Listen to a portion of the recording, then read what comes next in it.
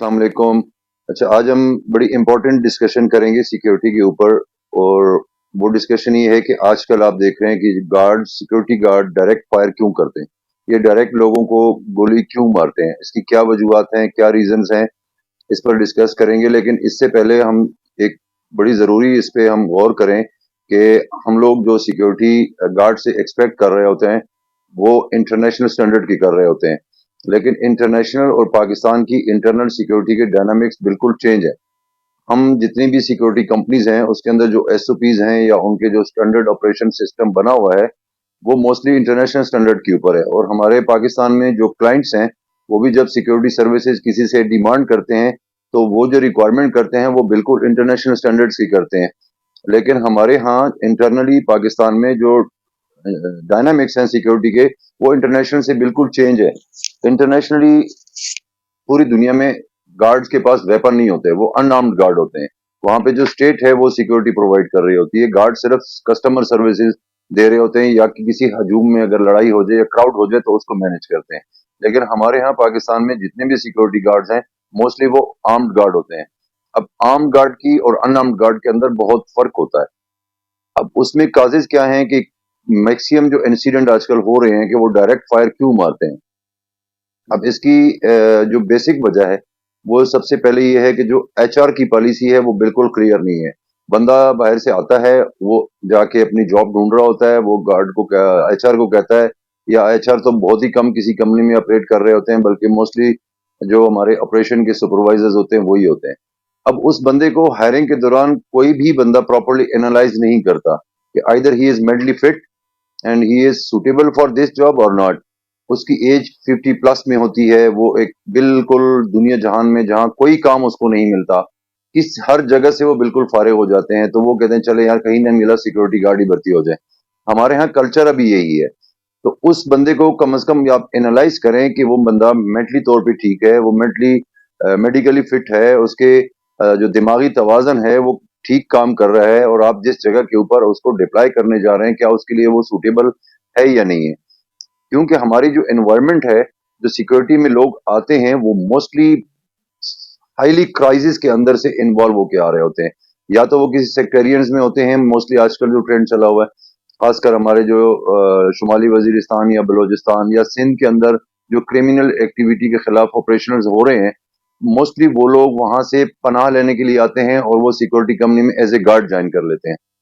एक तो उनको वो प्रोटेक्शन मिल रही होती है कंपनी की एज ए गार्ड। सेकंड बात ये है कि वो बंदा सिक्योरिटी गार्ड आता है जो घर से बिल्कुल बेचारा मजबूर होके आ जाता है, उसके पास कोई और सोर्स ऑफ इनकम नहीं होता, तो वो कहते हैं चलो मैं सिक्योरिटी गार्ड भर्ती हो जाता हूँ। अब तीसरी जो फैक्टर्स होता है उसके अंदर ये है कि वो कहते हैं चलो मैंने गवर्नमेंट की जॉब भी कर ली, सरकारी नौकरियां भी खत्म हो गई, ओवर एज में हो गया हूँ, 55 साल मेरी एज हो गई है, अब चलो घर का किचन नहीं चल रहा तो मैं सिक्योरिटी गार्ड ही हो जाता हूँ। सो इसके अंदर बड़ी एलिमेंट्स इन्वॉल्व हो जाते हैं, जिसमें सेक्टेरियंस है, आपका एज फैक्टर है, आपका साइकोलॉजिकल फैक्टर्स है, कोई भी नहीं देखता एनालाइज। अब इसको विदाउट एनी एनालाइजिंग आप उस बंदे को वेपन दे देते हैं और एचआर उसको पास कर देता है कि जी जाएं इसको क्लाइंट के पास दे दें। वो क्लाइंट जो उससे ये एक्सपेक्ट कर रहा होता है कि वो मेरी मेरी सेफ्टी करेगा, मेरी एसेट्स की सिक्योरिटी करेगा, मेरी पर्सनल की सिक्योरिटी करेगा, और वहां आपने उस बंदे को खड़ा कर दिया है जो इटसेल्फ खुद एक बम है। अब दूसरी बात यह है कि अनफॉर्चुनेट सी नहीं है कि डिप्लॉयमेंट से पहले उस बंदे को कोई कम से कम एक दिन दो दिन कंपनी के अंदर प्री ट्रेनिंग्स भी कोई नहीं होती, ताकि उसको ये तो बताया जाए कि आपने जो ये वेपन रखा हुआ है इसको हैंडल करना भी जानते हैं कि नहीं, इसको यूज कैसे किया जाता है, इसकी सेफ्टी प्रोटोकॉल्स क्या हैं, इसकी सेफ्टी मेजर्स क्या हैं।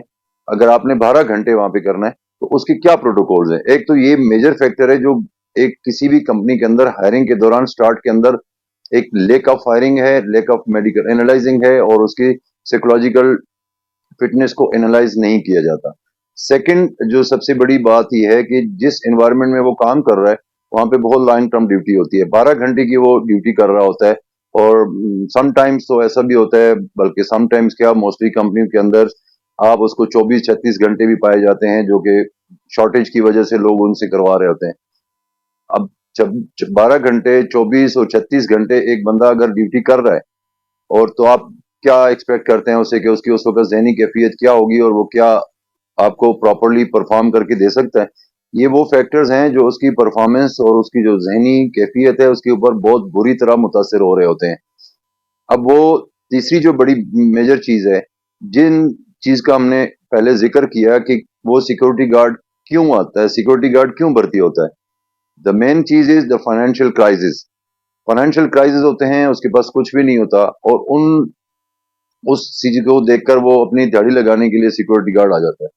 अब सिक्योरिटी गार्ड में आ गया, आपने उसको मेडिकल एनालाइज भी नहीं किया, आपने उसको 12, 24, 36 घंटे की शिफ्ट में भी डाल दिया। वहां पे उसके पास एडमिनिस्ट्रेटिव प्रॉब्लम्स हैं। वो 12 घंटे पहले 2 से 3 दिन क्लाइंट की ड्यूटी को नहीं देखेगा, वो क्लाइंट की वहां पे किसी चीज को एनालाइज नहीं करेगा कि मैं जिस लोकेशन पे ड्यूटी कर रहा हूँ वहां पे सिक्योरिटी थ्रेट क्या है, वहां पे मेरे क्लाइंट्स कितने हैं, वहां पे गाड़ियां कितनी हैं, वहां पे गेस्ट कितने हैं। वो 2 दिन 3 नहीं सोचेगा कि मैं यहाँ बैठूंगा कहाँ पे, क्योंकि पाकिस्तान में तो सिक्योरिटी गार्ड को शूदर ही समझा जाता है ना तो उसको बैठने की जगह मिलती है, ना उसको कोई ठंडा पानी की जगह पानी देता है। फिर वो सोचेगा कि कौन सा नजदीक तरीन कोई लंगर है जहां मैं शाम को 12 घंटे ड्यूटी करने के बाद मैं जाऊं और उस लंगर में मैं फ्री खाना खाऊं।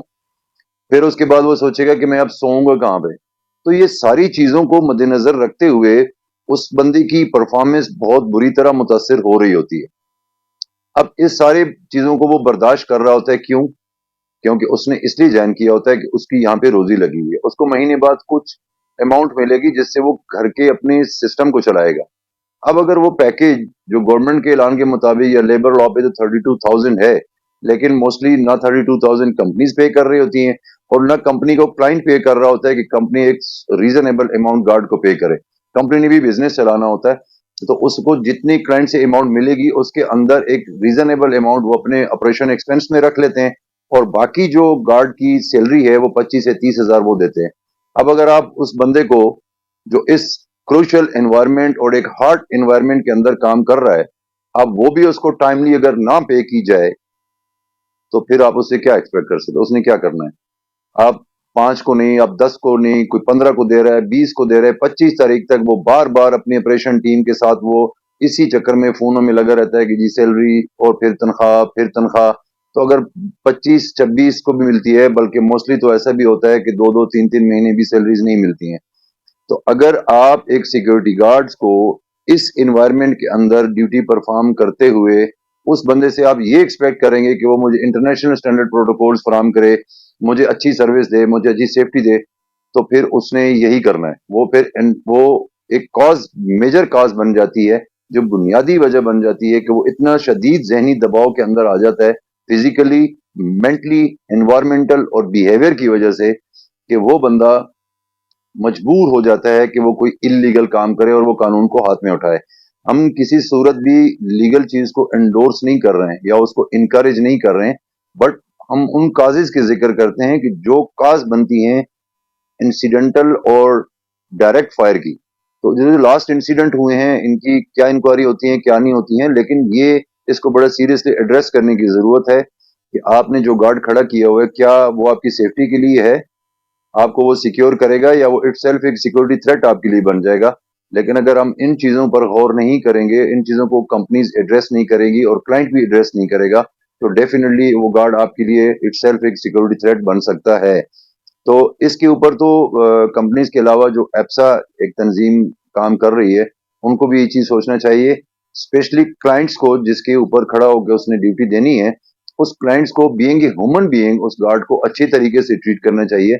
अगर कंपनी के कम पैकेज पे आपको वो सर्विस प्रोवाइड कर रहा है तो उसको कम से कम एडमिनिस्ट्रेटिव फैसिलिटीज प्रोवाइड करें, उसको बैठने की जगह दें, उसको खाना प्रोवाइड करें, उसको ठंडा पानी प्रोवाइड करें, उसको, ताकि ये फील हो कि I am part of this team, मैं इस टीम का हिस्सा हूँ, या मैं भी इस घर का एक फर्द हूँ, या एटलीस्ट चलो टीम का हिस्सा भी ना, घर का भी ना समझे, लेकिन वो ये समझे कि यार मैं भी एक इंसान हूँ और मैं एक रिस्पेक्टेबल तरीके से अपनी ड्यूटी दे रहा हूँ और अपनी रोजी कमा रहा हूँ।